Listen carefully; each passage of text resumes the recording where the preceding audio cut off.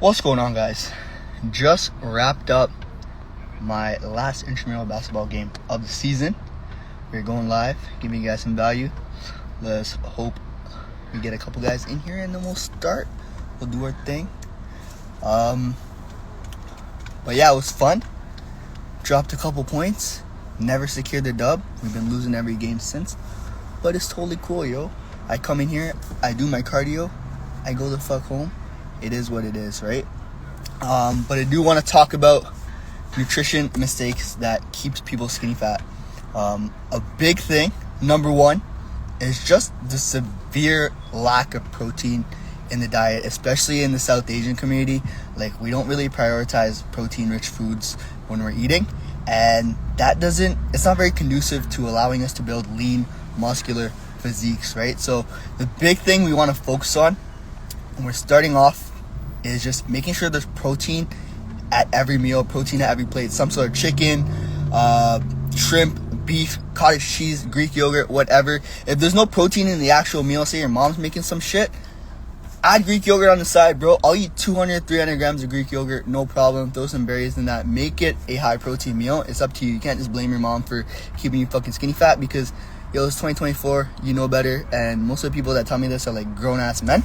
So stop blaming your mom. Make sure you get enough protein in.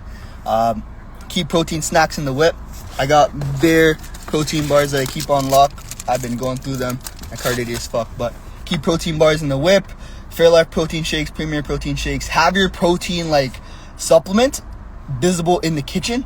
Put it in a place where you can see it because that's going to make you more likely to eat it. If you have it in the basement, if you have it underneath a fucking cupboard, you're not going to go out of your way. You're going to forget about it on a day-to-day basis. So make sure you have your protein on lock. That's mistake number one. Mistake number two is going to be not having enough fucking vegetables, bro. Grown-ass men not eating vegetables, that's a fucking sin. Make sure you get your vegetables in every single meal. And if you can't, easy ways to get vegetables in. Air fry them bitches. Put it on the side of your whatever you're making. If your mom's making curries and stuff, load up on the curry, right? Have the vegetable curries, not like the dal and things like that. Things like spinach go a long way. Things like what else? Pumpkin is good. Any sort of root vegetable. Beets are also a good one. Making sure we have different colors on our plate is going to go a long way. And the reason vegetables are important is because, number one, it gives us the micronutrients that we need to function, gives us the micronutrients that we need to build muscle, and it makes sure we have, yes sir, Ridgeway Plaza. Sorry, got distracted. It gives us the fiber that we need to make sure we're digesting the actual foods that we're eating, right? So making sure our veggies are at every meal, or we're getting servings of veggies and fruits, right? Things I like to do if I'm not having it at a particular meal, I'll blend up a bunch of spinach in a shake, throw in some berries. That's an easy way to get micronutrients. Another way you can have more veggies is just prepping them beforehand. So what I'll do is I'll take frozen bell peppers, get some potatoes, get some more like root vegetables, right?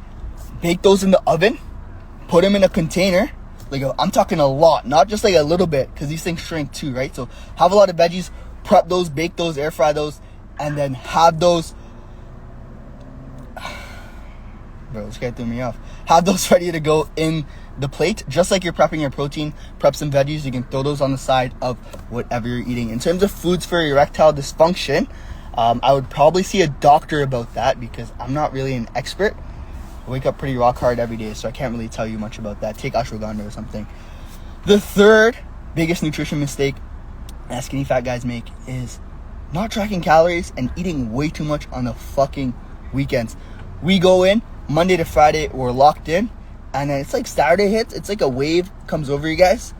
We go out to restaurants, we go out to the bars, we're chilling with our boys, and it's like we stop forgetting to realize that those 2 days actually have a really big impact on the rest of the week, right? So there's ways to mitigate that, especially when we're going out, making sure we're drinking lots of water, we're doing proper activities, getting cardio in, do active shit instead of just sitting around smoking shisha or drinking drinks. Go out of your way to do active stuff, making sure we're staying hydrated, getting protein in earlier in the day, getting veggies in earlier in the day, and just having those sources instead of having carbs and having regular meals for breakfast and lunch. And then you can go out for dinner, have your fun, and still be in a great spot. So those are three things. Protein, number one. Number two, veggies. And number 3, making sure our weekends are still in check, not overeating super crazy, or at least planning for those weekend events so we can make sure we're in a better spot come Monday instead of being like, yo, I'm going to start on Monday and eat like a fat fuck for the 2 days, right? So protein, veggies, don't fuck up on the weekends. Every weekend you win, you're just going to stack up. What I personally like to do for the weekends is I'll usually chill at home. I'll chill with the boys, or even if I'm doing that, I keep things very, very clean. And then there's certain weekends that I know I'm going to absolutely send it. Like this coming weekend, I'm going to go in. I'm not going to track shit. I'm going to have a lot of food and a lot of drinks. Going to do a lot of things. I probably can't stay on Instagram, but it's going to be fun. But I don't do that very often, right? That's like once every 5 months, once every 6 months. But that's what keeps me looking forward to stuff so I can stay dialed on every other weekend. So don't treat every weekend like it's your last weekend on earth, because chances are, knock on wood, it's probably not. So cover those 3 things. If you guys have any questions, let me know, and we'll sign off in 45 seconds.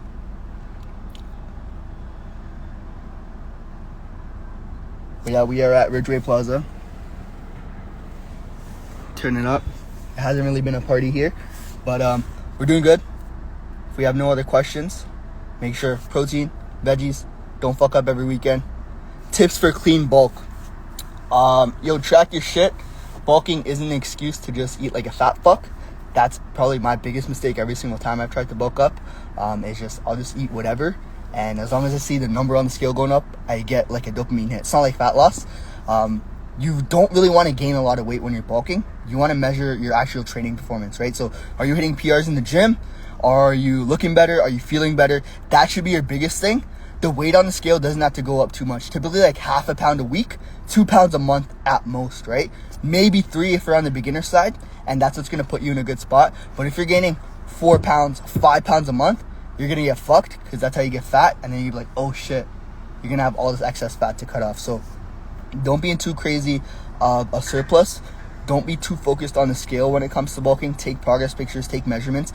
Focus on training performance, because that's going to put you in a long way to make sure you're still in a position where you're building muscle and in an anabolic as fuck environment as possible. If that made sense, please let me know if there's anything to kind of add there. But yeah, save the cheat meals on a clean bulk for maybe once a week, where you can kind of have a free meal. But yeah, you still want to be as disciplined as you're cutting, right? Just put yourself in a good spot. And also, I don't think a little bit of extra fluff on a bulk is the end of the world, because fat loss is so easy. It's very simple. And if you're struggling to gain weight, for you to lose weight, it's gonna be really, really easy. So if you're really, really hard gainer, I wouldn't worry too much about the bulk. Right now I'm a little bit chunky too, but I don't want to cut down. It's not gonna be a process, right? It's gonna be pretty easy, pretty simple. Just make sure you're dialed in. Any other questions? And if not, we will sign off in 10, 9, 8, 7, 6, 5, 4, 3, 2, 1.